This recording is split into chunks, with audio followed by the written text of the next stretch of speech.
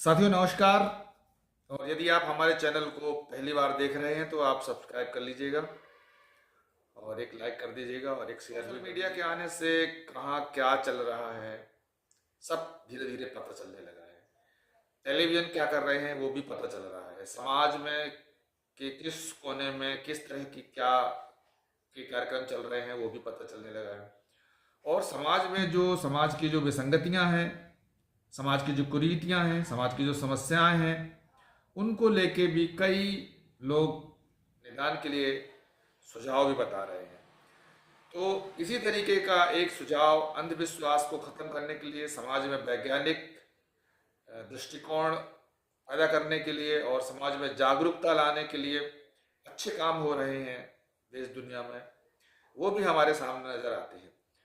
उन्हीं में से एक काम है जो राजस्थान के एक हिस्से में हो रहा है और जो मध्य प्रदेश से लगा हुआ हिस्सा है। और वहाँ पे एक पुलिस के अफसर हैं किशन सहाय जी। मैंने देखा कि उनका काफ़ी प्रभावशाली जो उनके लेक्चर हैं वो जा रहे हैं और छोटी छोटी जगह में समाज को जो अंधविश्वास है, समाज की जो कुरीतियां हैं, समाज में जो जाति प्रथा है, समाज में जो धर्म को लेके आडंबर है, इन चीज़ों पर वो छोटे छोटे से भाषण के माध्यम से, छोटे छोटे से उदाहरण से वो समाज को समझाने का प्रयास कर रहे हैं।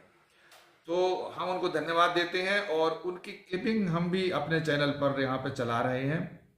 तो निश्चित तौर से ये काम बहुत अच्छा काम है और आप सब लोग उसे देखिएगा और ध्यान से सुनिएगा कि वो क्या कह रहे हैं। मैं किशन सहाय, आईपीएस आईजीपी, अभी पुलिस हेडक्वार्टर जयपुर में मेरी पोस्टिंग है। मैं पॉइंट पे आता हूँ, अंधविश्वास मुक्त। भाई ये तो हर कोई कहेगा, जैसे आरपी जी ने बोला अंधविश्वास से मुक्त होना चाहिए।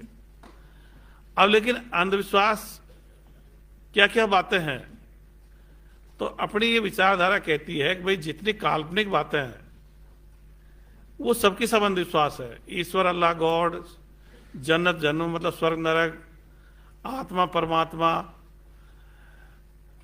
मोक्ष, न्याय दिवस, पूजा पाठ प्रार्थना, अवतार, पैगंबर, ये सब काल्पनिक बातें हैं। और बहुत सारी बातें हैं, देवी देवता, फरिश्ते, जिंद, ज्योतिष, ये काल्पनिक बातें अपन कहते हैं सारी की सारी अंधविश्वास है। ऐसा कुछ न पहले था न होता है, ये धीरे धीरे मानव सभ्यता में आ गया और ये पीढ़ी दर पीढ़ी बढ़ रहा है। मतलब ऐसा नहीं बच्चों के दिमाग में ऑटोमेटिक आता हो। जैसे आपने देखा यहाँ पे 2 बच्चे पैदा हुए थे अभी अपने जनाना हॉस्पिटल में, अदल बदल हो गए थे। एक हिंदू का बच्चा मुसलमान के चला गया था, मुसलमान वाला बच्चा हिंदू के आ गया। अब वो तो डिस्प्यूट पैदा हो गया तो उसका डीएनए टेस्ट हो गया और डीएनए टेस्ट से पता लगा भाई वो लड़का था वो तो हिंदू का था, लड़की थी जो मुसलमान की थी। अब सपोज करो वो डीएनए टेस्ट की सुविधा नहीं होती विज्ञान से और वो लड़का मुसलमान के ही चला जाता, तो बड़ा होकर अल्लाह अल्लाह करता डोलता और वो लड़की जो राम राम करती डोलती। तो ये परवरिश से आ रही है चीजें, ये ऑटोमेटिक नहीं आती। सारे बच्चे वैज्ञानिक दृष्टिकोण के होते हैं, हर बच्चा हर चीज को जानने का प्रयास करता है, ये क्या है वो क्या, सब चीजों को सवाल जवाब करता है। और कई बार तो उसको उत्तर नहीं मिलता, खुद भी उत्तर दे लेता है वो अपने मन के हिसाब से। तो फिर अपन क्या, घर वाले कहते हैं भाई तू इसके ढोक दे दे, इसके आड़ा पड़ जा, या अल्लाह तेरी मदद लगाकर, फिर बच्चा सीख जाता है।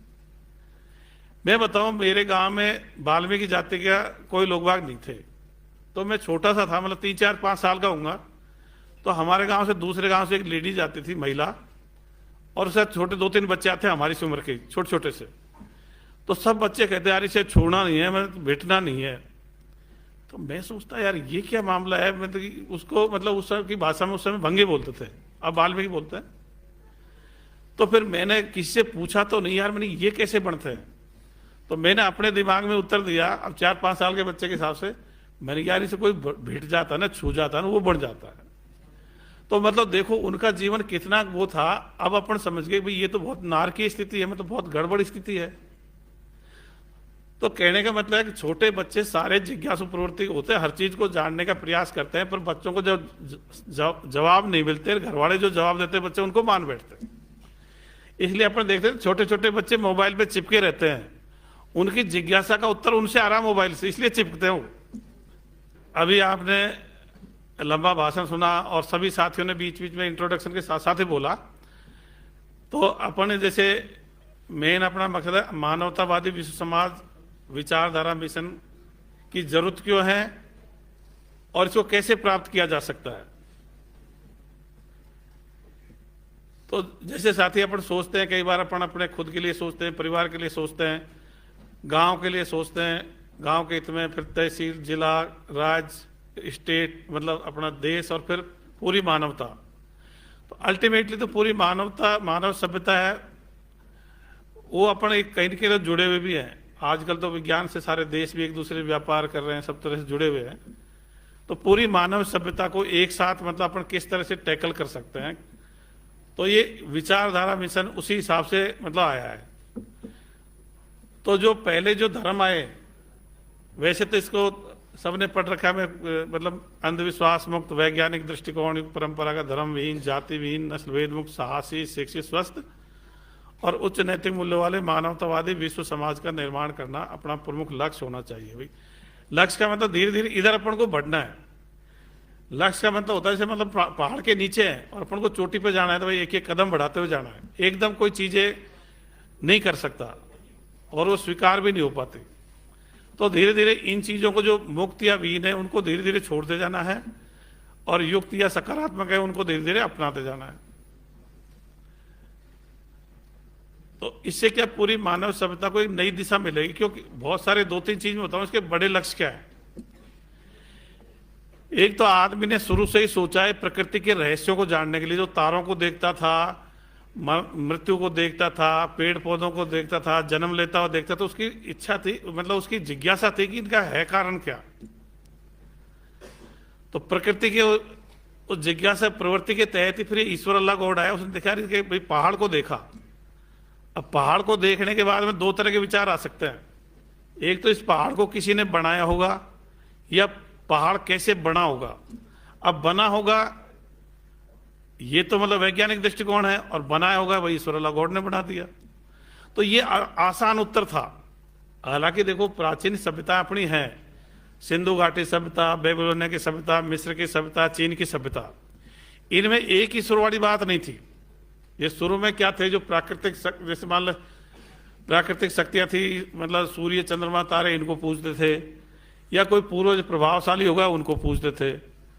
फिर ये हजरत मूसा आया 3500 साल पहले, उसने ये कहा कि यार नहीं, इनके पीछे कोई और शक्ति होनी चाहिए। उसने एक कल्पना दी थी और उसको फिर उसने यहोवा बोला, फिर उसको ईसा मसीह ने गॉड बोला, फिर हजरत मोहम्मद ने उसको अल्लाह बोला, फिर नानक ने उसको वाहेगुरु बोला, कबीर ने उसको सतगुरु बोला, हिंदू धर्म में ईश्वर भगवान बोल देते हैं। तो इस तरह से मतलब ये इस तरह से इजाद हुआ है